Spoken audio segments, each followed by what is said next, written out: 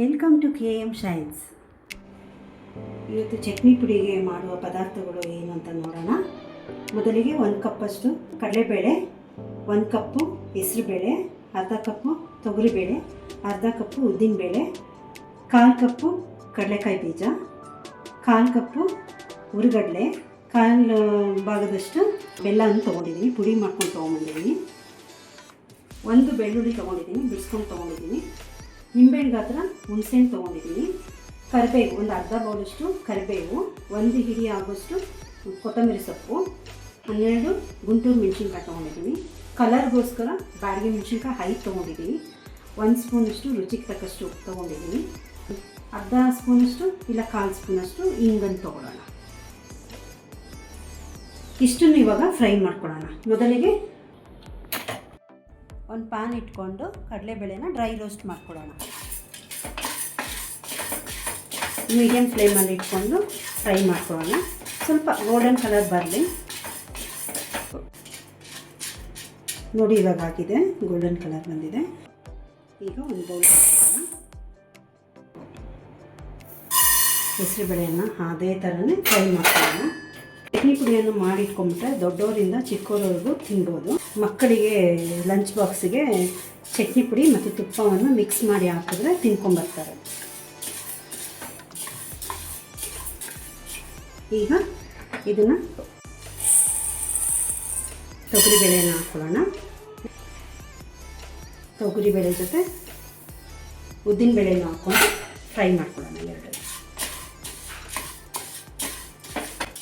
ಈ ಬೇಳೆಗಳು ಉಪಯೋಗಿಸೋದ್ರಿಂದ ತುಂಬ ಪ್ರೋಟೀನ್ ಇರೋದ್ರಿಂದ ಒಳ್ಳೆಯದು. ಮಕ್ಕಳಿಗಾಗಲಿ ದೊಡ್ಡವ್ರಿಗಾಗಲಿ ಒಳ್ಳೆಯದು.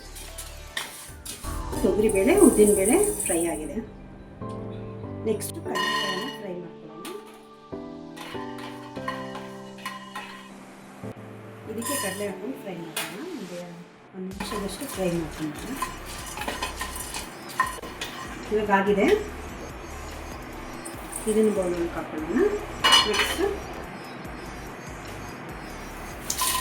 ಮೆಣಸಿನ್ಕಾಯಿ, ಬ್ಯಾಡಗಿ ಮೆಣಸಿನ್ಕಾಯಿ ಎರಡನ್ನೂ ಫ್ರೈ ಮಾಡ್ಕೊಳ್ಳೋಣ. ಎಲ್ಲ ಡ್ರೈ ರೋಸ್ಟಲ್ಲೇ ಮಾಡ್ಕೊಳ್ಳೋಣ.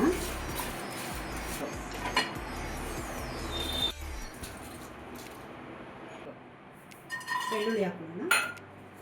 ಬೆಳ್ಳುಳ್ಳಿ ಇದೇ ಥರ ಫ್ರೈ ಮಾಡಿಕೊಂಡು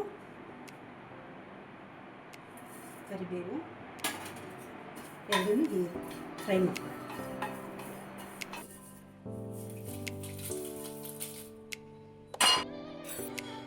ಕೊತ್ತಂಬರಿ ಸೊಪ್ಪನ್ನು ಅದೇ ಥರ ಫ್ರೈ ಮಾಡ್ಕೊಳ್ಳೋಣ.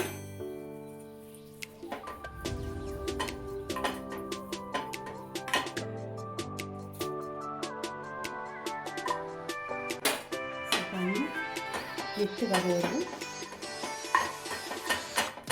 ಇದನ್ನು ಕೊಂದು ಸ್ವಲ್ಪ ಫ್ರೈ ಮಾಡಿ. ಹಿಂಗನ್ನು ಫ್ರೈ ಮಾಡ್ಕೊಂಡ್ಬಂದಿದ್ದೀನಿ. ಇದಕ್ಕೆ ಬೆಲ್ಲವನ್ನು ಹಾಕೊಂಡ್ಬಿಡೋಣ.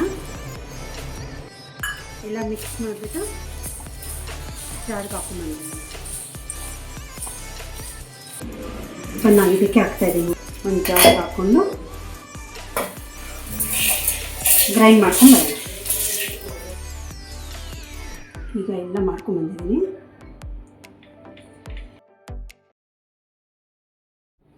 ಚಟ್ನಿ ಪುಡಿ ರೆಡಿಯಾಗಿದೆ. ತುಂಬ ಚೆನ್ನಾಗಿರುತ್ತೆ.